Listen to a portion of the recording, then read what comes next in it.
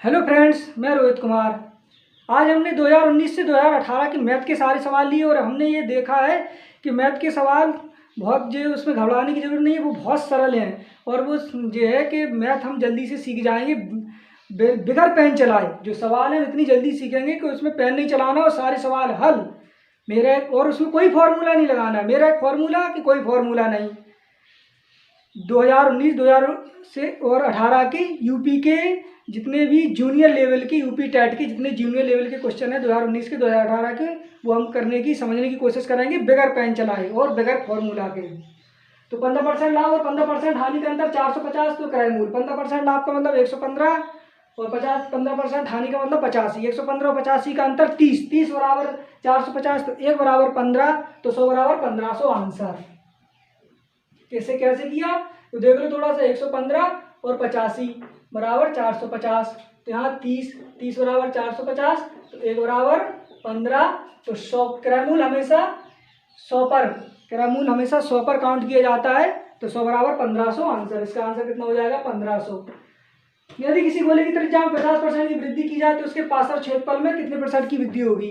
गोले की त्रिज्या कितनी बढ़ी 50%, 50% को पार्ट में तोड़ेंगे 1/2, 2 से कितनी होगी 3, और पार्श्व क्षेत्रफल पूछा गया तो पार्श्व क्षेत्रफल में स्क्वायर हो जाएगा, तो 2 से 3, फिर 2 से 3, 4 से 9, कितनी बढ़ गई 5, कहाँ से बढ़ गई 4 से, 5/4 इंटू प्रतिशत पूछा तो 100, तो 4 से 100 कटेगा 25 बार, 25 का 5 गुणा 125, 25 पंचे 125, आंसर कितना हो जाएगा 125%। थोड़ा सा इसको भी देख लो आप लोग, कितनी हो गई 203, 2 कहाँ से आ गया 50% से आ गया, 50% का मतलब 1/2, 2 से जब ये बढ़ जाएगा तो 2, पहले कितनी थी 2 बढ़ करके 1 हो गई, तो कितनी बढ़ गई 3, पहले 2 से 3 कितना हो गया 4, ये कितना हो गया 9, कितना बढ़ गया 5, कहाँ से बढ़ गया 4 से, कितना बढ़ गया 5 इंटू प्रतिशत में 100, 100 से 4 से 100 काटेंगे 25, 25 पंचे 125% आंसर।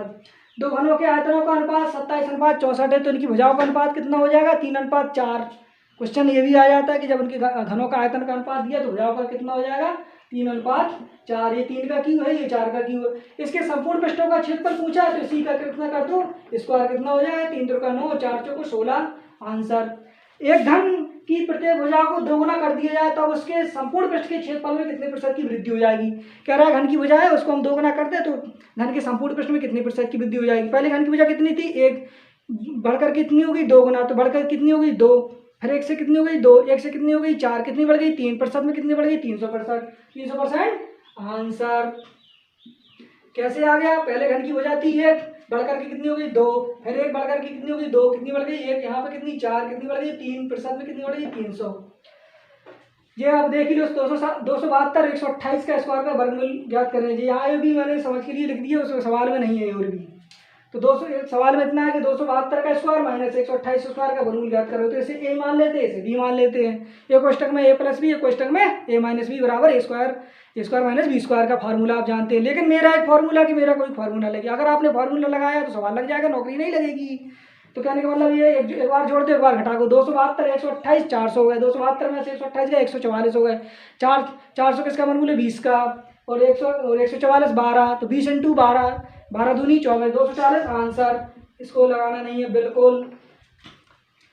बी माइनस ए 30%, ए प्लस बी का 18% हो तो अनुपात ए अनुपात बी में, यहीं इसको काट लो, इसको काट लो, 6 से 6 पंचे 30, 36, 18% से प्रतिशत अपने आप कट गए, तो ये कितना बन गया, ये बन गया बी माइनस ए, कितने से काटा था 6 से, कितना 5 बार कटा था 5, ये 6 से 3 बार कटा था, कितना हो गया ए प्लस बी इंटू 3, तो ये कितना हो जाएगा 5 बी माइनस 5 है और यहाँ से 3 है तो कितना हो जाएगा माइनस के 8 है, कितना हो जाएगा माइनस का 8 है, और ये 5 है 5 बी और यहाँ 3 बी, 5 बी प्लस में है 5 बी और 3 बी जे भी प्लस में है, यहाँ पर जा घट करके कितनी हो जाएगी 2 बी, यहाँ से माइनस माइनस कैंसिल, 2 से 8 कितने बार 4 बार, यानी कि a बटे बी कितना हो जाएगा 1/4, ये अनुपात बी कितना हो जाएगा 1:4 आंसर।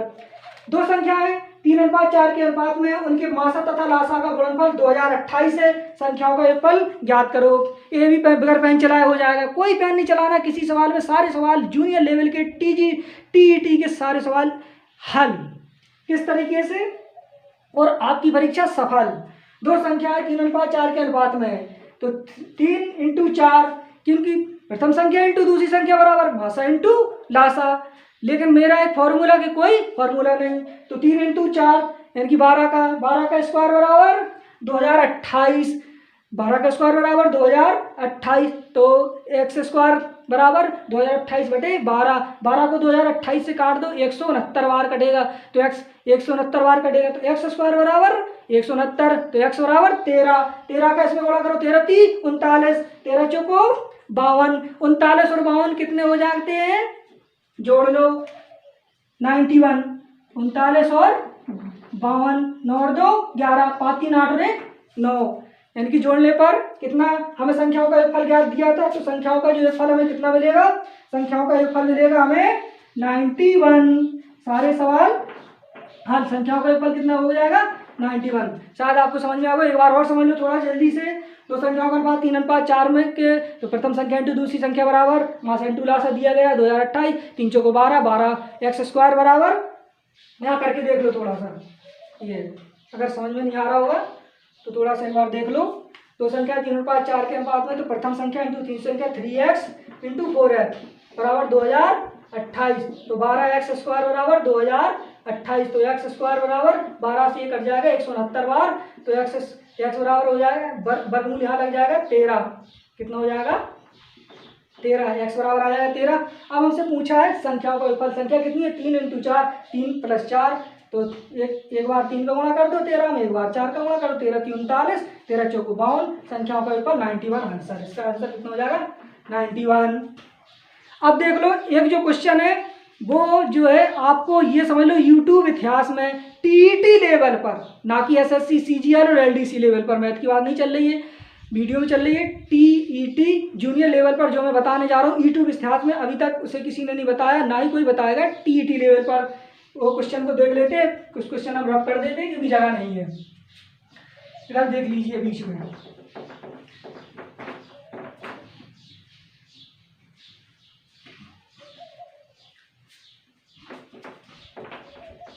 मैथ के सारे सवाल बगैर फॉर्मूला से बताए जाएंगे आपको, और बगैर फॉर्मूला के अलावा आपको बगैर पेन चलाए बताए जाएंगे। क्वेश्चन है कि कोई वस्तु है उसको हमने 20% लाभ पर बेचा, क्वेश्चन 2018 का है, क्वेश्चन आप लिख लीजिए, देख लीजिए क्वेश्चन 2018 का है। एक वस्तु को 20% लाभ पर बेचा गया, वस्तु को 20% लाभ पर बेचा गया, यदि उस वस्तु का क्रय मूल्य 50 बढ़ जाए, वस्तु का क्रय मूल्य कितना हो जाए, वस्तु का क्रय मूल्य कितना बढ़ जाए 50 रुपये, 50 बढ़ जाए, तो उसी समय वस्तु का विक्रय मूल्य भी 30 बढ़ जाए और विक्रय मूल्य भी 30 बढ़ जाए, वस्तु का क्रय मूल्य 50 बढ़ जाए और विक्रय मूल्य भी 30 बढ़ जाए, विक्रय मूल्य भी 30 बढ़ जाए, तो लाभ 3/1/3% कम हो जाता है। तो जो लाभ है वो 3/1/3% कम हो जाता है, कम हो जाता है। तो क्रय मूल्य ज्ञात करो, तो क्रय मूल्य ज्ञात करो, क्या ज्ञात करो, क्रय मूल्य ज्ञात करो। कहने का मतलब आप क्वेश्चन को समझ लो, क्वेश्चन सही दिखाई दे रहा है।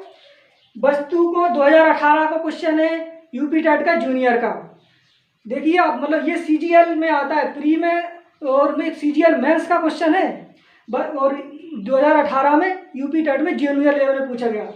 वस्तु को 20% लाभ पर बेचा गया, यदि वस्तु का क्रय मूल्य 50 बढ़ जाए और उसी समय वस्तु का विक्रय मूल्य 30 बढ़ जाए, तो लाभ जो है 3/1/3% कम हो जाता है, तब क्रय मूल्य ज्ञात करो, तब क्रय मूल्य ज्ञात करो।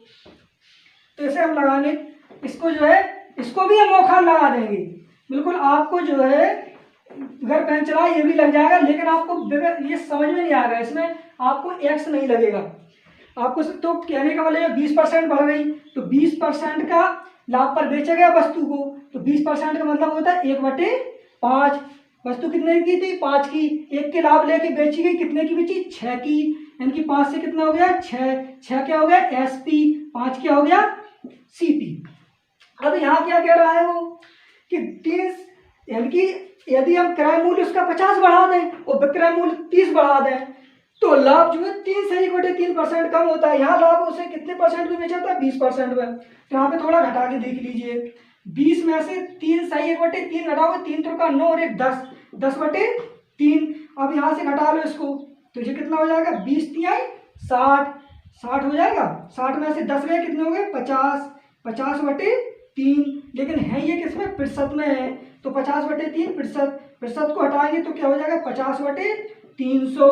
तो 0 से 0 जे 5 छका 30, 1/6 कितना हो जाएगा? 1/6। यानी कि 1/6 का मतलब ये 3 सही 1/3% कम हो गया। यानी कि वस्तु जब पहले 6 की थी, फिर 1 के लाभ लेके बेची गई, कितने की? 7 की। पहले वस्तु कितने की थी? 6 की, और लाभ लेके कितने की बेची गई? 7 की। तो यहाँ पे कितना हो गया? देख लीजिए, वस्तु का क्रय मूल्य बढ़कर कितना हो गया? 50, और विक्रय मूल्य कितना हो गया? 30। ये इसे CP कहते हैं और इसे SP। इस तरीके से आप क्रॉस मल्टीप्लिकेशन कर दें तो 5 सते 35 दिखाई दे रहा, और 6 चंग 36। इसे डिफरेंस से करते हैं, तो 6 5 सते 35 350, और 36 18। तो 35 में से 36 का 1, यहाँ कितना हो जाएगा? 350 में से 180 है, कितने बचे? 170। 1 बराबर 170। तो हमसे क्या पूछा? क्रय मूल्य। क्रय मूल्य हमारा कितना था? 5। क्रय मूल्य कितना था? 5। तो 5 बराबर 17×5 85, 850 आंसर। यूट्यूब इतिहास में TET लेवल पर इतने सरल तरीके से कोई नहीं बताएगा। और इसको कैसे किया आप देख लो। सवाल पहले समझो कि वस्तु को 20% लाभ पर बेचा गया। यदि वस्तु का क्रय मूल्य बढ़ा करके 50 कर दें तो विक्रय मूल्य भी उसी समय बढ़ करके 30 हो गया। यानी कि क्रय मूल्य कितना? क्रय मूल्य में कितनी की वृद्धि हो गई? 50 रुपए की। तो विक्रय मूल्य में भी 30 की वृद्धि हो गई। तो लाभ कितना हो गया? लाभ हो गया 3 सही 1/3% कम। तब हमें जो है क्रय मूल्य बताना, CP बताना। तो 20% का लाभ पर हम वस्तु को बेच रहे थे, यानी कि 20% का मतलब पार्ट में तोड़ेंगे 20% को 1/5 से। 5 से 1 का लाभ लिया गया, वस्तु कितने में बिची? 6 में। CP कितना? 5, SP कितना? 6। फिर ये कह रहा अगर हम CP को 50 बढ़ा दें, तभी तो हमने 5 के सामने 50 रखा, तो कहने का मतलब क्या हुआ? और विक्रय मूल्य को 30 बढ़ा दे तो लाभ 3 से 1/3% है, यहाँ लाभ 20% है। इन दोनों का अंतर कितना निकल के आया? 20 में से 10/3 घटा 1/6, अंतर कितना निकल के आया? 1/6। यानी कि 6 वाली वस्तु को 1 पे लाभ पे बेचा गया, 7 हो गई। 6 और 7, और 2 समीकरण में जब x बनते हैं तो वो समीकरण को हटा करके हमने इस तरीके से सॉल्यूशन कर लिया। 7 पना 35, 6 चंग 36, 36 में से 35 गए, 1 बचा। यहाँ पे 3 18, यहाँ 7 पना 35, 3 18 180, 7 पना 35 350, 1 बराबर 750। तो जो यहाँ पे CP है, शुरुआत की CP, क्रय मूल्य पूछा गया तो CP 5 थी, और यहाँ पे हमारी 1 बराबर 170। तो 5 बराबर कितना हो जाएगा? 17 पना 85, 850 रुपये CP आंसर। बहुत बहुत धन्यवाद। यानी कि जो भी सवाल है वो सारे मौखात लग जाएंगे, सारे ओरली लग जाएंगे बगैर पेन चलाए। आज के लिए इतना ही काफ़ी। और प्लीज़ कमेंट करें, इसको सब्सक्राइब करें, शेयर करें। जो आज मैं पहली बार कह रहा हूँ, इससे पहले की वीडियो मैंने कभी नहीं कहा। प्लीज़ आपसे हाथ जोड़ करके विनम्र निवेदन है, आपको सारे के सारे सवाल, सारी की सारी चीज़ें बगैर पेन चले बताई जाएंगी। आप उनको सीखे समझो। और भी अगर जैसे केमिस्ट्री हुआ, बायोलॉजी, फिजिक्स हुआ, तो आपको उतने लेवल पे ना बताए, लेकिन सारे क्वेश्चनों को आपको हम सब सारे क्वेश्चनों को समझने की कोशिश करेंगे। इस तरीके से क्वेश्चन आते हैं। मैं कोई भी वीडियो बनाता हूँ तो मैं उन्हीं क्वेश्चनों को लेता हूँ जो पिछली परीक्षाओं में आ चुके हैं। मैं अपनी तरफ से एक भी नया क्वेश्चन नहीं लेता हूँ, वही क्वेश्चन को उठाता हूँ जो पिछले परीक्षाओं में आ चुके हैं। बहुत बहुत धन्यवाद।